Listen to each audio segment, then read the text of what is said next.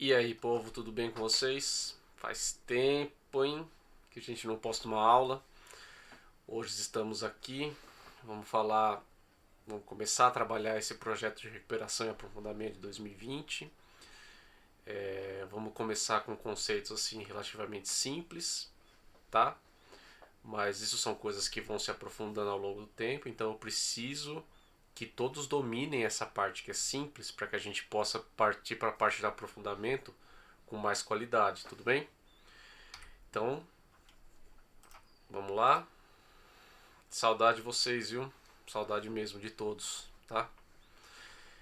Então, como eu disse, depois de muito tempo a gente vai voltar aqui para uma aula, tá?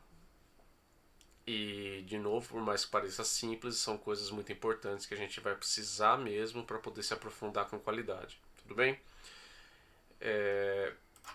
Antes eu queria falar sobre o projeto de vida. Hoje, especificamente, como apareceu no título lá, a gente vai falar de frações e números decimais. E é difícil pensar em alguma coisa que não trabalhe com isso, seja de uma forma sutil ou até de uma forma mais complexa, né? Eu fiquei buscando profissões aqui para colocar, mas no fim é tudo basicamente, né? Até em português mesmo, se for pensar na semântica de uma frase, de um poema, você tem que dividir ele de uma certa forma, e isso de certa forma também é pensar em fração, tá? Então eu coloquei aqui infrações a gente usa com coisas cotidianas, como na hora de fazer um bolo, dividir a conta de um restaurante ou encher o tanque de combustível, várias coisas, tá? E os decimais então nem se fala. Se a gente for num mercado da vida e a gente precisa entender o que são números decimais, quando a gente está olhando um preço ali de alguma coisa que tem vírgula, a gente já está pensando em número decimal. Então são nas pequenas coisas assim, sutil mesmo, que a gente está trabalhando a matemática e às vezes nem percebe. Tudo bem? Daqui para frente, nós vamos trabalhar com esse caderno, que é o caderno Aprender Sempre, tá? O volume 3. Eu não sei se vocês já receberam, não sei se já chegou na escola, se tiver chegado já vai ficar disponível para vocês retirarem, eu aviso vocês de qualquer forma, mas eu vou disponibilizando aqui aos poucos conforme a gente for prosseguindo com a matéria, tudo bem? Se vocês ouvirem o meu filho, ele tá nervoso porque os dentinhos estão crescendo. Então às vezes ele dá uns gritos de alegria, às vezes dá uns choros de nervoso, mas tá tudo bem, tá? E esse microfone ele capta o áudio bem pra caramba, meu. Então se vocês ouvirem ele chorando é por isso, tá? Peço desculpas. Mas vamos lá. Primeira coisa que a gente vai fazer é entender como a gente lê as frações e os números decimais. Vamos começar falando sobre as frações, tudo bem? Então, as frações recebem os nomes especiais quando os denominadores são 2, 3, 4, 5, 6, 7, 8, 9 e 10.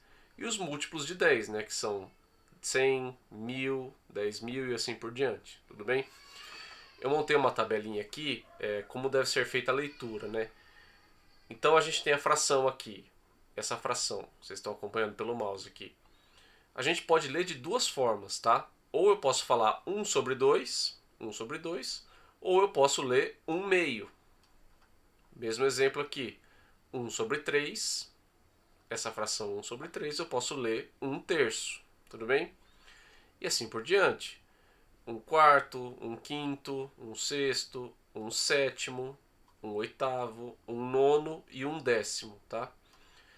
E daí para frente a gente tem uma outra nomenclatura, mas quando é múltiplo de 10 a gente lê 1 centésimo, 1 milésimo e assim por diante, tudo bem? É importante dizer que todas as frações eu posso ler dessa primeira forma assim, né? 1 sobre 8, 1 sobre 9.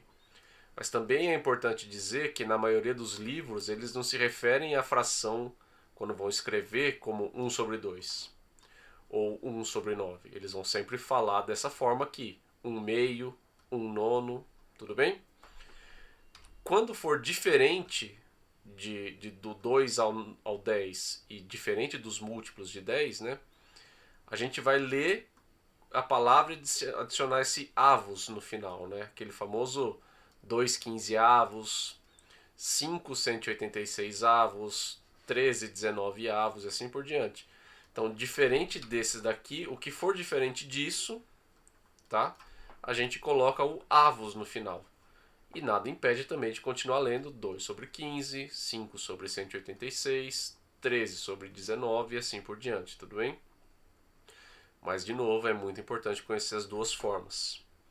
Dando sequência, falando agora de números decimais, né? Existem duas formas de ler também os números decimais. Uma que é a parte mais simples, né, que a gente acaba falando no nosso dia a dia, e a outra com, vamos dizer, a linguagem mais correta, né? Primeiro, quando a gente vê esse número aqui, a tendência é que a gente fale 63,7295, né? Ou 72,95, tá? A gente pode ler dessa forma, né? Ó, por exemplo, 73,7295. Não é um problema, a pessoa que ouvir vai entender o que está acontecendo, né?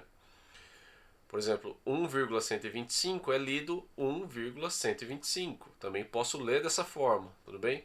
Aqui percebe que eu falei os números um por um depois da vírgula.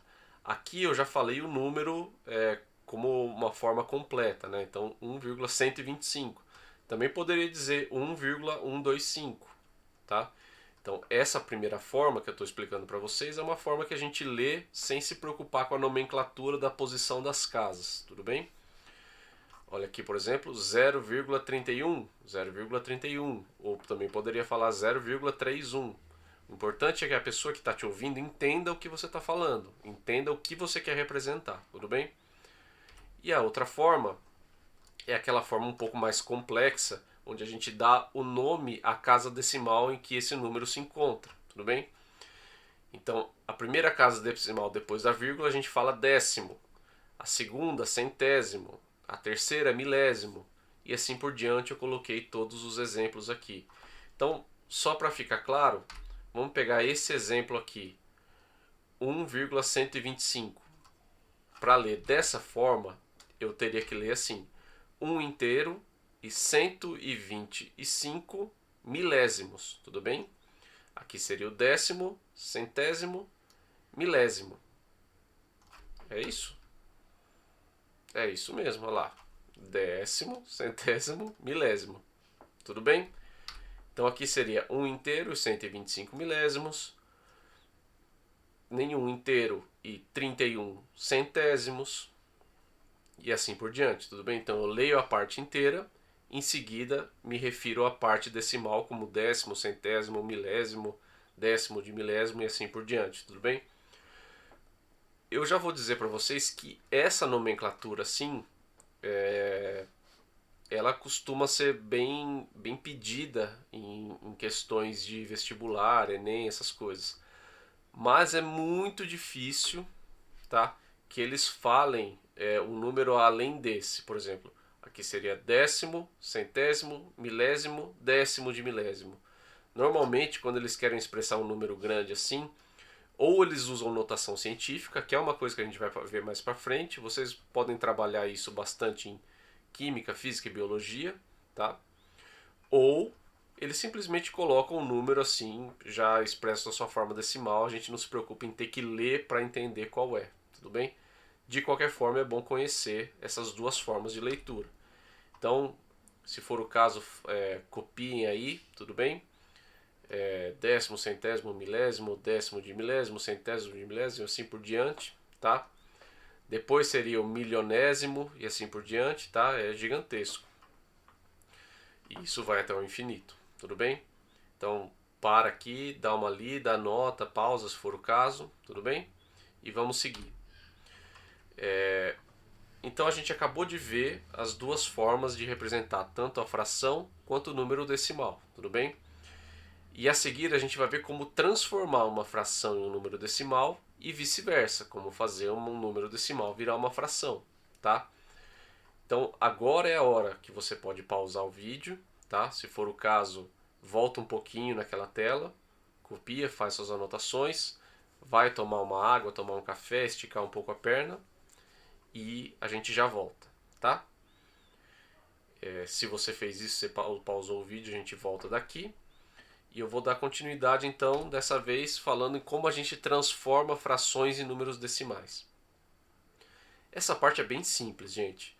Para transformar uma fração em um número decimal, é só você fazer a divisão que essa fração representa.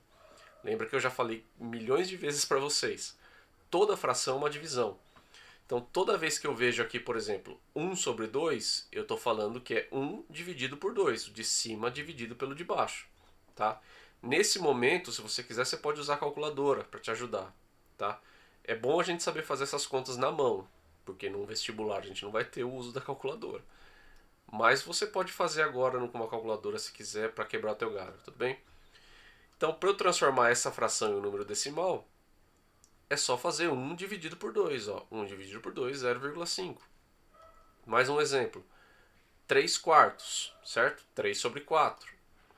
Vou fazer 3 dividido por 4. 0,75. E aqui, 15 sobre 8. Vou fazer 15 dividido por 8. O resultado é 1,875. 1,875. 1 inteiro e 875 milésimos. Tá? Inclusive, eu gostaria que vocês pensassem como a gente lê cada fração. Aqui eu falei alguns exemplos, mas como eu disse, a gente tem duas formas para cada um. E como que a gente lê os números decimais? Então, fica esse semi-exercício para vocês tentarem fazer aí, tudo bem? Não precisa entregar nada, é só como curiosidade. E para transformar um número decimal em fração? Também é muito simples, olha só. A gente vai analisar aqui o número decimal 0,125. Então, a primeira coisa, a gente vai considerar o número sem a vírgula. E ele vai ser a parte de cima da nossa fração. Então, esse número sem a vírgula aqui, qual é? É 125, não é? Então, ele vai para a parte de cima da nossa fração. Tudo bem? Ó. Em seguida, o nosso denominador será 1, seguido pela mesma quantidade de zeros que a quantidade de casas decimais depois da vírgula. Eu sei que esse texto parece meio estranho, mas na prática é muito simples. Olha só. Quantas casas decimais eu tenho depois da vírgula? Eu tenho aqui, ó, 1, 2, 3, não é?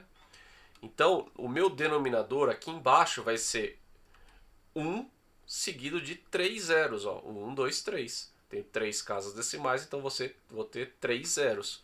1 seguido de 3 zeros. É sempre assim? É sempre assim. Não importa o número que esteja embaixo. Não importa o número que seja aqui no decimal. A quantidade de casas decimais depois da vírgula vai ser a quantidade de zeros que vai ter embaixo. Tudo bem? Então, ó. E por último, e não menos importante, devemos simplificar a fração quando possível. Então, nesse caso, 125 dividido por 1000 é uma fração que eu posso simplificar. Olha só, aqui eu já montei a simplificação inteira e como que ela fica na prática? Ó, 125 dividido por 1000. Para simplificar, eu tenho que dividir por um mesmo número em cima e embaixo. Não pode ser por números diferentes. Por exemplo, aqui dá para dividir por 5, aqui dá por 2, mas eu não posso. Eu só posso se dá para dividir pelos mesmos números em cima e embaixo. Então, nesse caso, eu tenho aqui 125 vou dividir por 5 e 1000 também eu vou dividir por 5. O resultado vai ser esse, 25 sobre 200. Se eu dividir por 5 em cima e embaixo de novo, eu vou ter aqui 25 dividido por 5, 5. 200 dividido por 5, 40. E por último, 5 dividido por 5 e 40 dividido por 5. 5 dividido por 5, 1. 40 dividido por 5, 8. E essa aqui é a minha forma irredutível, ou seja, não tem como eu reduzir mais essa fração. Então eu cheguei no limite, tá? E o que eu quero que vocês entendam? Que 0,125, a fração que representa esse número decimal é essa, 125 dividido por 1000. Mas também é essa, 25 dividido por 200. E também é essa, 5 dividido por 40. Mas a menor forma que ela pode chegar é essa daqui, 1 sobre 8. Pega a calculadora aí, faz a conta. Se você fizer 1 dividido por 8, o resultado vai ser 0,125. Se você fizer 5 dividido por 40, o resultado também vai ser 0,125. E o mesmo para essas duas frações. Faz a conta na calculadora aí, tá? E é muito importante a gente saber que todas essas frações, elas no fim das contas, elas são exatamente iguais, tá? E esse é um tema que a gente vai abordar daqui a pouquinho. Mas antes eu quero mostrar mais alguns exemplos desses para vocês. Olha só. Aqui eu usei o número 2,25. Então, o número sem a vírgula seria 225, não é? Então, ele vai para cima e embaixo eu tenho duas casas depois da vírgula, então vai ser sobre 100. Tudo bem? Chegando aqui, 225 sobre 100, simplificando até chegar na forma irredutível 9 sobre 4, ou 9 quartos. Tudo bem? Coloquei mais um exemplo aqui, ó, 10,24. Se eu desconsiderar a vírgula, vai ser 1024. Então esse número sem a vírgula vai para cima. E embaixo eu tenho duas casas depois da vírgula, então vai ser sobre 100. E aí, simplificando, eu chego na forma irredutível 256 sobre 25. Percebe que aqui, por mais que os números sejam grandes, não existe um outro número que divide em cima e embaixo ao mesmo tempo. Então 256 sobre 25 é a forma irredutível. Tudo bem? E aí a gente vai falar sobre frações equivalentes, que é um conceito que eu estava explicando para vocês agora há pouco. Tá? Frações equivalentes são frações que representam a mesma quantidade, ou seja, se fizermos a divisão que a fração representa, o resultado será sempre o mesmo, né? Então, por exemplo, podemos dizer aqui que as frações 1/5 e 3/15 são equivalentes, pois se eu fizer 1 dividido por 5, transformar essa fração num decimal, o resultado é 0,2. Se eu fizer a mesma coisa com essa outra fração, 3 dividido por 15, o resultado também é 0,2. Então as duas frações se equivalem, ou seja, elas têm o mesmo valor. Tá? Isso a gente pode observar no exemplo que eu citei aqui para vocês. Ó. Se vocês fizeram a divisão como eu pedi, vocês vão ver que todas essas frações, quando eu faço a divisão, o de cima pelo de baixo, o resultado é o mesmo, 0,125. Tudo bem? E aí, como que eu faço para achar frações equivalentes? Porque às vezes eu tenho uma fração e eu preciso achar uma fração equivalente a ela. Para achar uma fração equivalente é muito simples. Você vai pegar a fração, por exemplo, eu usei aqui a 4 oitavos, né, o 4 sobre 8. E eu posso ou multiplicar em cima e embaixo pelo mesmo número, ou dividir em cima e embaixo pelo mesmo número. Sempre da mesma forma eu vou encontrar frações equivalentes. Olha só, 4 oitavos, eu usei essa fração aqui como minha referência. Se eu multiplicar por 2 em cima e embaixo, eu vou ter 8/16avos, certo? Se eu pegar essa fração aqui e multiplicar por 2 de novo em cima e embaixo, eu vou ter 16/32avos. E aí, todas essas frações são iguais, tá? Se eu fizer a divisão do de cima pelo de baixo, eu vou chegar no mesmo valor. E aí, 4 oitavos. Se eu dividir por 2 em cima e embaixo, eu vou ter 2 sobre 4, ou 2 quartos. Se eu dividir por 2 de novo, eu vou chegar em 1 sobre 2.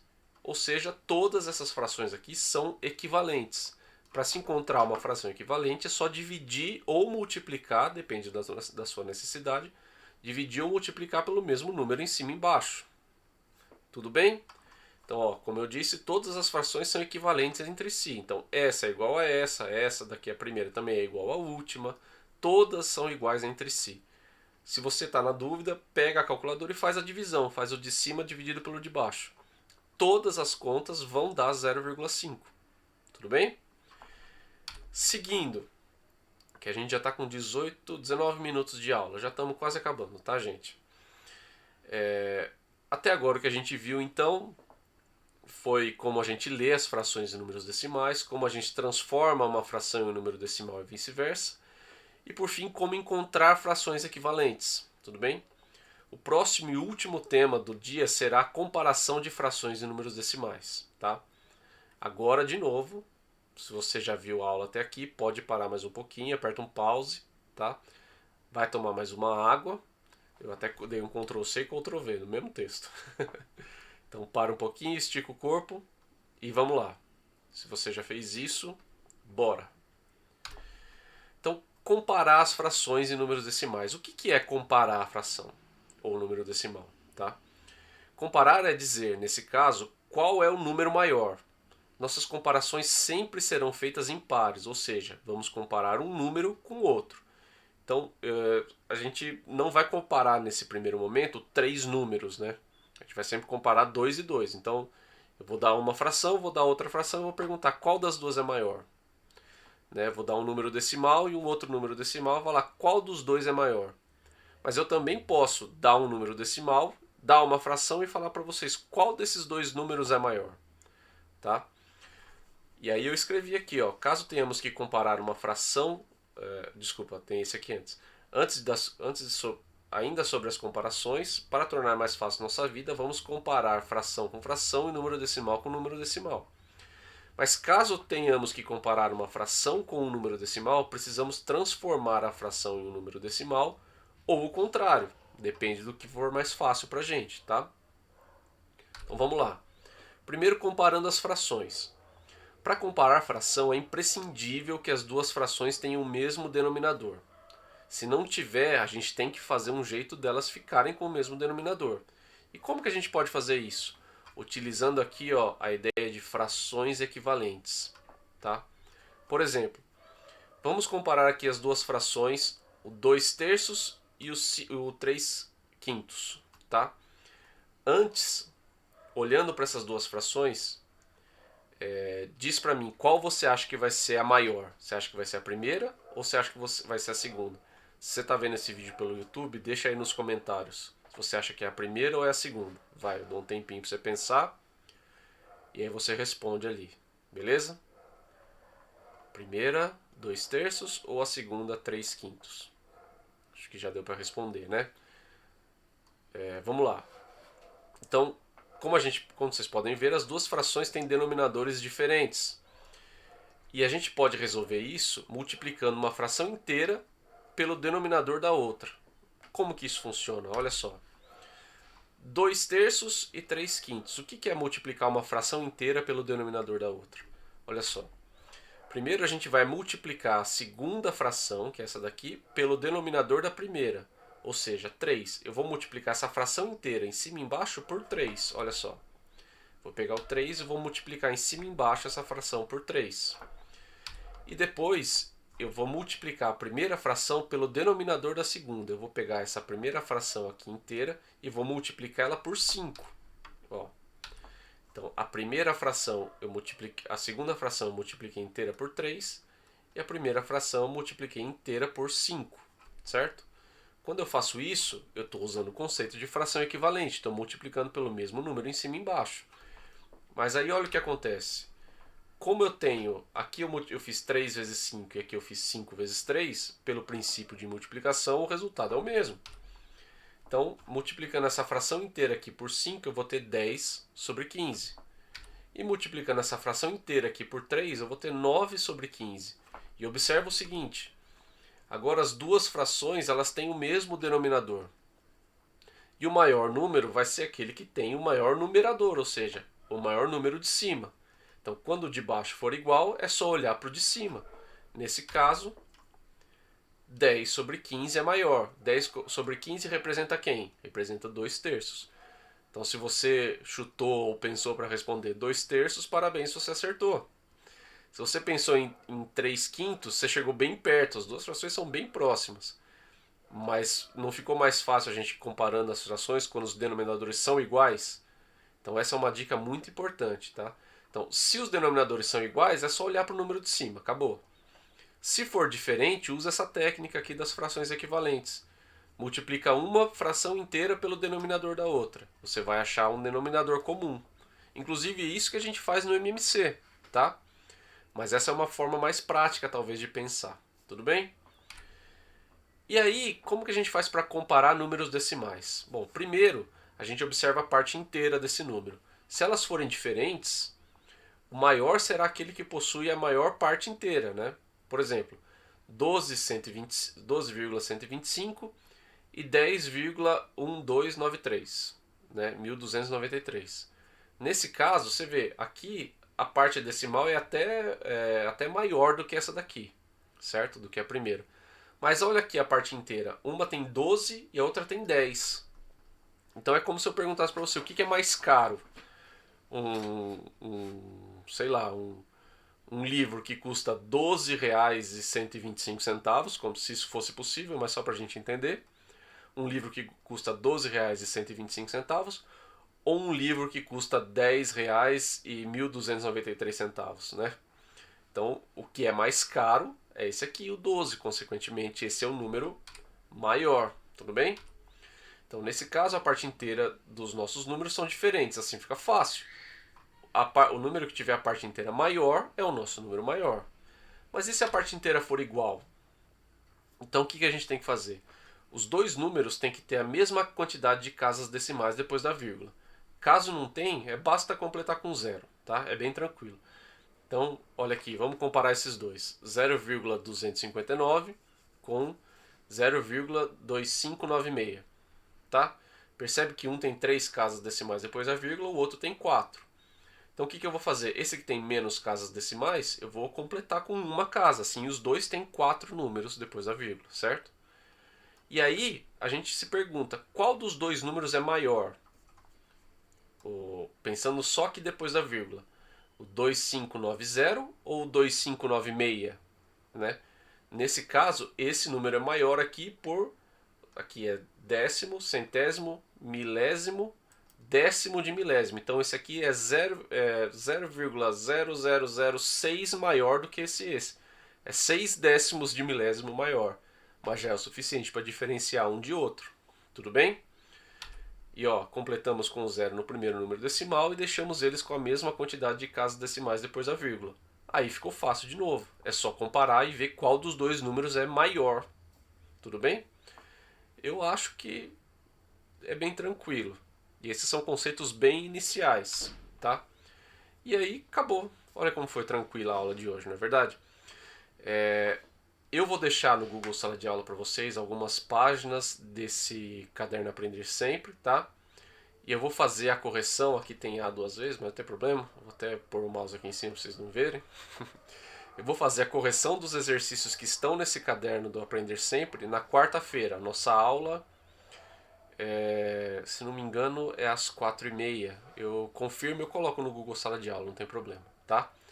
E eu queria de verdade agradecer a dedicação de todos. Eu sei que está sendo muito difícil para vocês. Também é muito difícil para nós professores. A gente sente muita falta do contato físico com vocês, tá? Esse calor que vocês transmitem é muito importante para a gente. E eu só queria deixar um abração para todos vocês. Dizer que se você tem a oportunidade de falar para alguém quanto essa pessoa é importante para você, fale, tá? Não deixa para amanhã, porque às vezes amanhã a gente tá numa quarentena de novo. E eu queria só dizer que vocês são todos muito importantes para mim, tá? Eu sinto muita falta de vocês mesmo. É isso, gente. Valeu, brigadão, e eu vou parar a gravação aqui. Um beijo, tchau.